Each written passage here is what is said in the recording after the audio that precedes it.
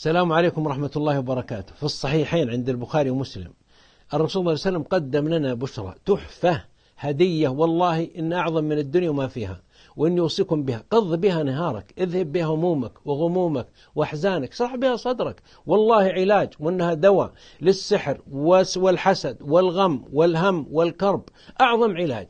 ولقد نعلم أنك يضيق صدرك ما يقولون فسبح بحمد ربك ومن الساجدين.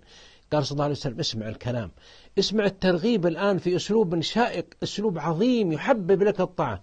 قال صلى الله عليه وسلم والصحابة يسمعون، اسمع البلاغة. يا أخي ألف في هذا الحديث كتاب ألفه بن ناصر الدمشقي وحققه الشيخ محمد بن ناصر العجمي: كلمتان خفيفتان على اللسان ثقيلتان في الميزان، ميزان الله، ثقيلتان في الميزان حبيبتان إلى الرحمن. سبحان الله وبحمده سبحان الله العظيم. قض بها نهارك، فيها صعوبة، سبحان الله وبحمده سبحان الله العظيم. هذا تسبيح الملائكة، يسبحون الليل والنهار لا يفترون ولا يسأمون. يقول أبو ذر: يا رسول الله ما حب الكلام إلى الله؟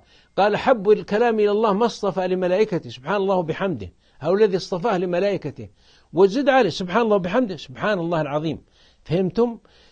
لو قضيت عمرك كله بس تعلم الناس سبحان الله وبحمده سبحان الله العظيم ويقولون ابشر بالفردوس الأعلى. في شايب عامي ترى في منطقة من مناطق المملكة حضر في الحرم وسمع هذا الحديث من الشيخ، وأخذ شايب عامي ما يعرف إلا هذا، كان يبني في الطوب، يعني يبني أظن في الحجارة، وأخذ يقولها في المجالس وفي المستشفى وفي الزيارة وفي الأعراس وفي المناسبات، حتى يسمونه كلمتان. إذا جاء عند الشباب قال كلمتان خفيفتان، وفي الزواج وفي اللقاء كلمتان خفيفتان اللسان ثقيلتان في الميزان حبيبتان إلى الرحمن سبحان الله وبحمده سبحان الله العظيم. قضى بها عمره.